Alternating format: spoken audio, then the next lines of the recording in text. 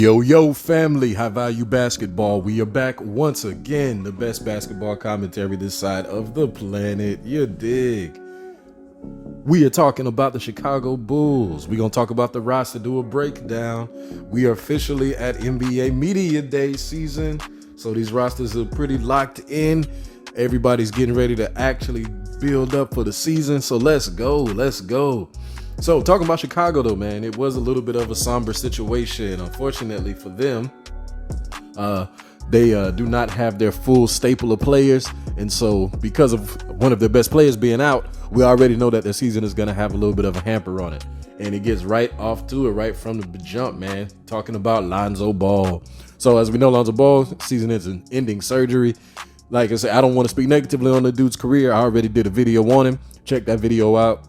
I just got to say, man, it's looking like it may not be too good for old buddy, man. So, yeah, sorry, Lonzo. Sorry, Chicago. Y'all season going to tank a little bit because of that. But Tony Bradley, backup center, dude definitely had a fairly decent year last year. He probably will get better. He can be pretty athletic. He just got to get his timing together, get up to NBA speed. But I think he could be a good plus, especially considering the fact that Vucevic is probably going to be up in the air as well. So they may lean on him as a more traditional center. Let's see what he could do. Caruso coming back. Shout out to the random info where Caruso was going to change his number from 6, but the NBA wouldn't let him because his jersey was too popular. That's kind of funny. He's going to have improvement this year, more continuity with the team, and probably a bigger role due to Lonzo being out. So continue to see him grow. Tyler Cook was a bit of a journeyman. He only played 10 minutes a game, and that was the most minutes a game he ever played with Chicago. Probably don't see him do too much, but we'll see. DeMar DeRozan, we already know. DeMar DeFrozen in the playoffs. I ain't even gonna sell out on him like that. I just felt like saying it. Oh, buddy showed up for what it was worth, man. Got to give him credit. He's probably gonna have another big year. Gonna be decent out there running around. Like I say, he singularly will be good, but the team probably not so much because everything's kind of folding. Now, Ayu Dosunmu. Yo, this is a future name to be looking out for, y'all. Old buddy's gonna have him a good year. I do believe, you know what, it was injury, of course, that kind of messed him up as well. Let's look to see him actually improve, be more of a contributor, and I'm excited for him. Goran Dragic, nice little veteran pickup for the team. I don't really see him having a major impact, but considering the Lonzo Ball situation, it is good that they picked him up. So definitely see him get some run, have him do some veteran style play, some traditional point guard style play, and that helps support the team. Andre Drummond, we already know what he brings. He brings a bunch of rebound stats, not a lot of defense and not a lot of presence. He's a little bit of a front runner when the team is doing good, and when the team is doing bad, he can't help them do any better. So, hey, he's not a plus or a minus. He's just a guy. Javonte Greene. Now, Javonte Greene is an interesting prospect because he definitely has some flashes, some crazy athleticism, and he's just got to be able to execute. Let's see if he can actually hold his own in extended minutes. Because I definitely believe that he can do some wonderful things for this team, if given the correct opportunity. Malcolm Hill is a youngin', man. He's a draft pick. Malcolm Hill had him a show at the Summer League. He was doing it all, man. If you watch his college highlights, you would think that the dude is really just more like a dunker and a scorer type player. Nah, old buddy can facilitate.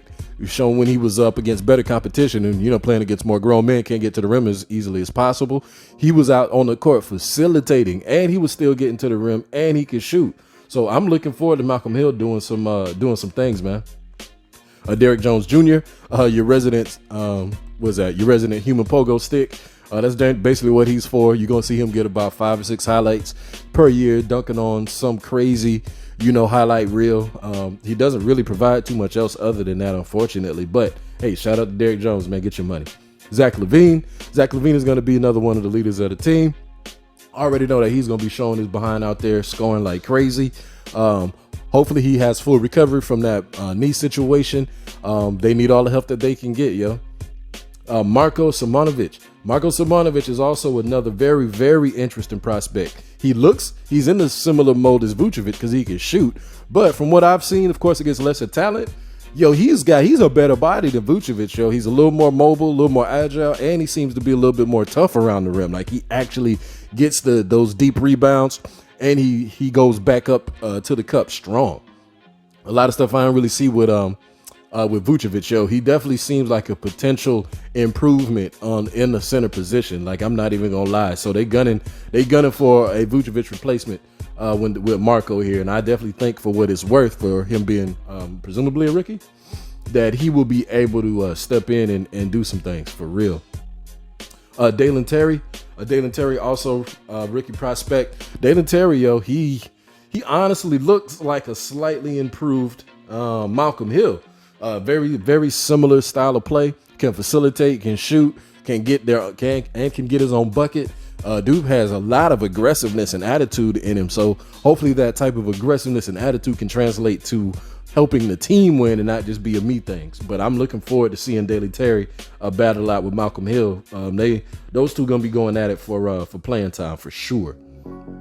Matt Thomas is your resident JJ Redick. For those who don't know, the open white man. Yo, get him open. He'll get a shot up, and it's probably gonna be a three, most likely. He got a couple little dribble moves on him, but again, like I said, if you watch JJ Redick, you're watching Matt Thomas. Of course, he's not nearly as good because he's not a household name, but that's that same mold of play. Tristan Thompson. We already know Tristan Thompson. He is a undersized center, or basically a supersized power forward for the traditional mold. Dude is good down the block. He's a high energy, high motor guy. Plays great defense, at least for what it's worth. They say he's probably like a little step slower now. He's kind of having the Dwight Howard impact a little bit, where he used to be dope, but now he ain't so dope and just living off a reputation. But he's still a body to have. It's always good to have him as opposed to not having him. Shout out to Tristan Thompson. Nikola Vucevic, like I said before, yo, he need to watch his back because they're drafting new players, and he might be out the door, yo. Like, I'm not even gonna lie. Like, we'll go back to our buddy's name again, Marko Simanovic.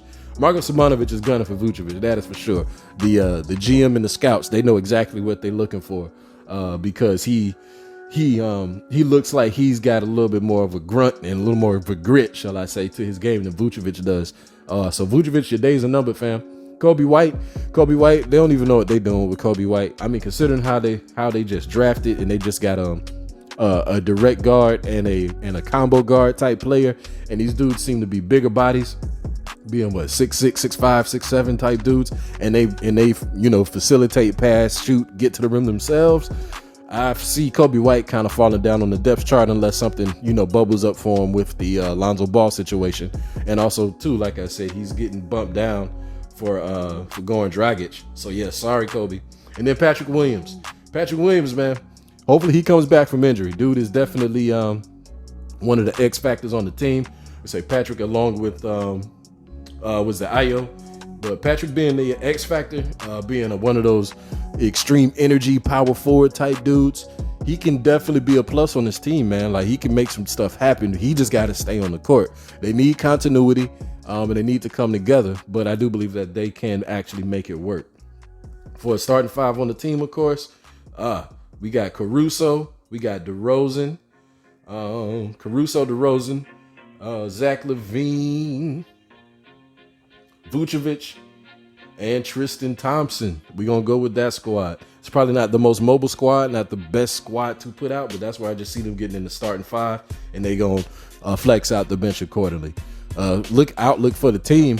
Of course, I do believe the Bulls will be back in the playoffs, but they might be a play-in team to do so. Not say they'll be an 8 seed, but I can't see them being a 7 seed and struggling to get in. But there we go. Chicago Bulls 2022-2023 season. High value basketball. Peace.